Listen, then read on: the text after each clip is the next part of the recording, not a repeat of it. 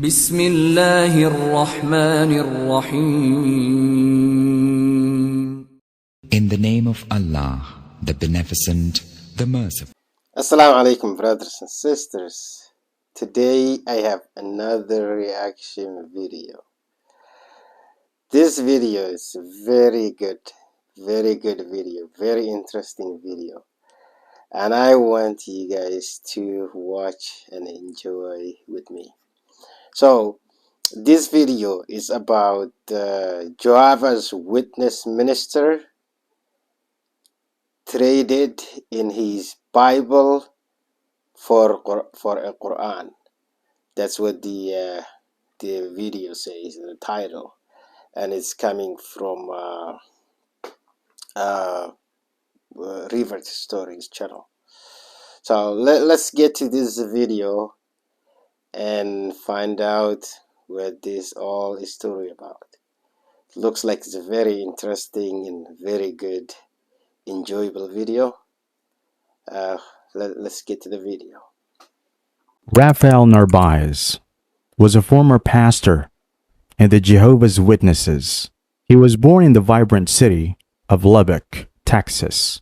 His dad is American, while his mom hails from a charming little village called Jorquera in the old province of Albacete, located in south-central Spain.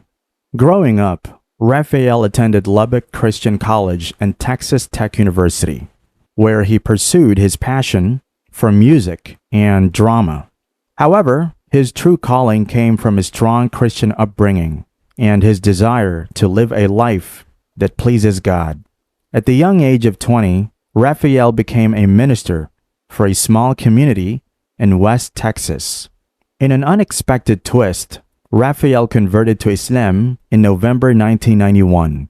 Talking about his journey toward Islam, Raphael recalled a conversation he had with Jehovah's Witnesses in his parents' living room. They were discussing Armageddon and the end times, describing the destruction and the chaos that would ensue. Feeling terrified, Raphael's mother warned him that he would suffer a dreadful fate if he didn't get baptized and do God's will. Driven by fear, Raphael decided to get baptized at the age of 13. He became a devoted Jehovah's Witness, actively participating in preaching and giving talks in the congregation. He eventually became a pioneer minister, dedicating a significant amount of time to door-to-door preaching and meeting specific quotas set by the Jehovah's Witnesses organization. However, as Raphael grew older, he started questioning certain aspects of the Jehovah's Witnesses' beliefs and practices. He found the quota system and the organization's control over its members' lives to be burdensome and arbitrary. He also noticed a sense of tunnel vision among Jehovah's Witnesses, who believed they were the only ones who would be saved, dismissing other religions as false. Well, then what happened is I could no longer go to any other religion, because as a Jehovah's Witness I was taught that all religions were bad except Jehovah's Witness. Only Jehovah's Witness gained the approval of God. Everybody else is wrong. So you see, with a clear conscience, I could not go to other religions. And then as a Jehovah's Witness, I no longer believed in their teachings. So I was like a man without a religion.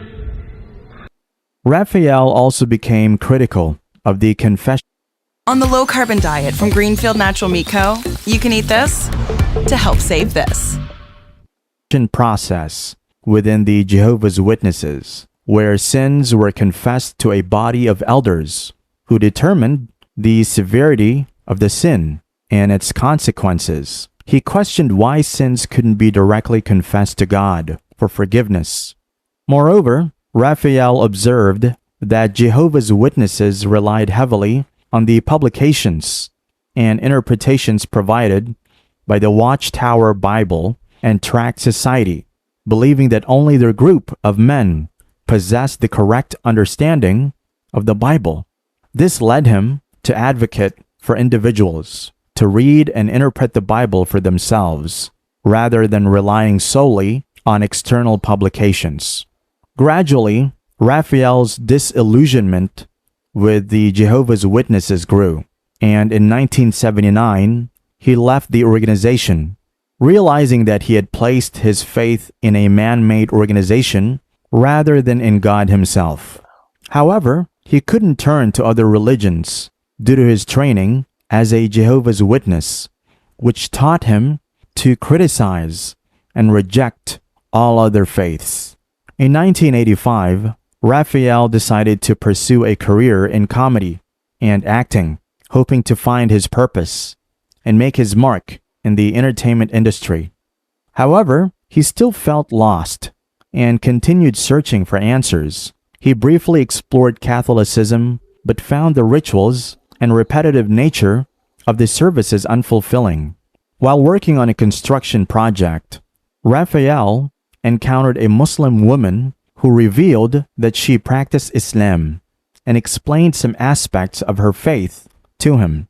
Intrigued, Raphael began researching Islam and obtained a copy of the Quran. As he read through it, he was surprised to find similarities between the stories and figures mentioned in the Quran and those in the Bible.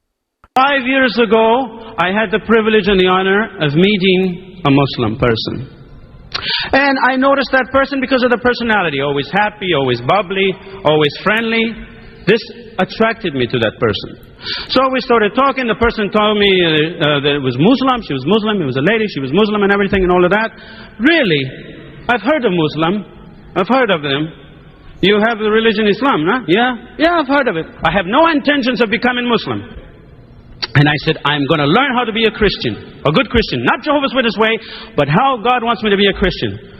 So I began to study the Bible very, very closely at night and many hours and in prayer. I read all of the New Testament. I thought I had it all lined up. Then I started on the Old Testament, Genesis, Deuteronomy, Exodus. When I got to the prophets, something happened.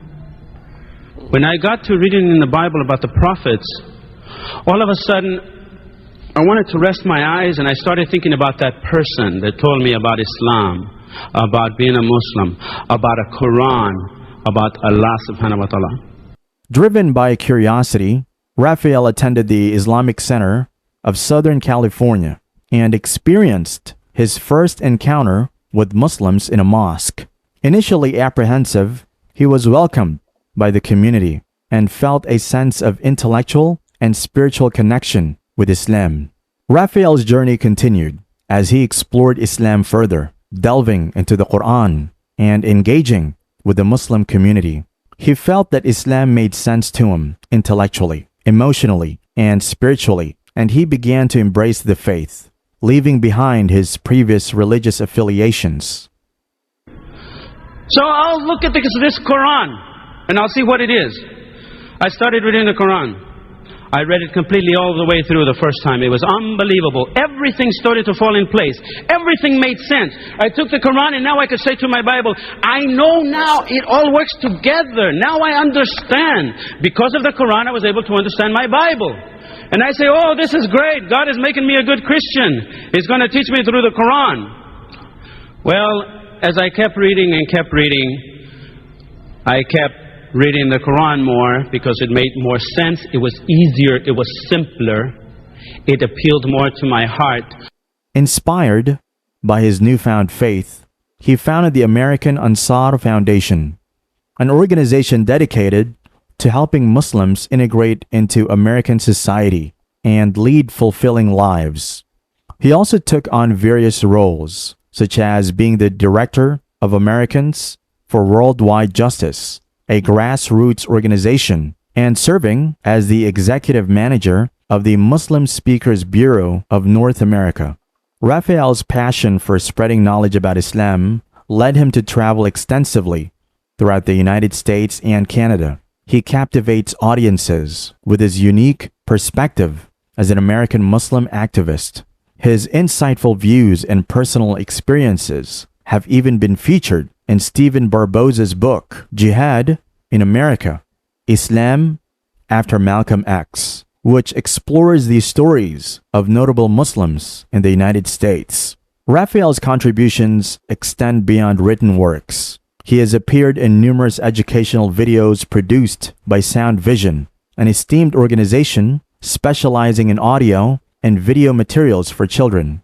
One of their most sought-after videos, Choosing Islam, showcases Raphael's journey and ranks among their top 3 most requested resources. Dedicating to fostering a better understanding of Islam and Muslims in America, Raphael has held various positions, including Development Officer for the Michigan Education Council and Business Administrator for the Islamic House of Wisdom, a prominent mosque in Southeast Michigan. He also served as a program manager for Access, the largest and leading Arab human services organization in the country. One time, after his lecture, Raphael found himself in a very strange situation. An individual approached him to discuss various schools of thought within Islam. Raphael, being honest and straightforward, responded by admitting that he didn't possess extensive knowledge about Islam apart from the Quran and the Sunnah. This simple response seemed to surprise some of the people present, who expressed sympathy by saying, "Poor brother doesn't know much. He only knows the Quran."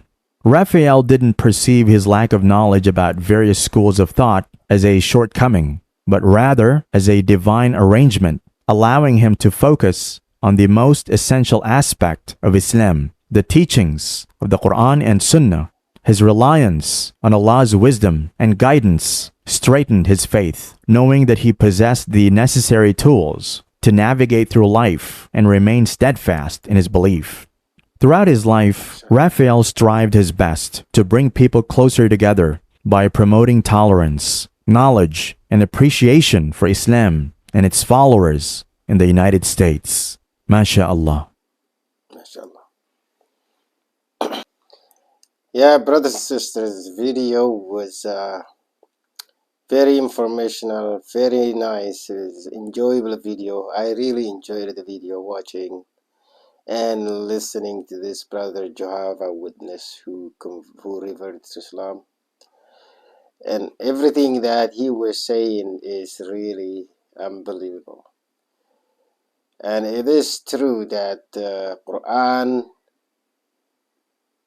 as soon as you go through, every question you have will get answered. Yeah. So brothers and sisters, I have to end this video right here. Please subscribe to the channel, like the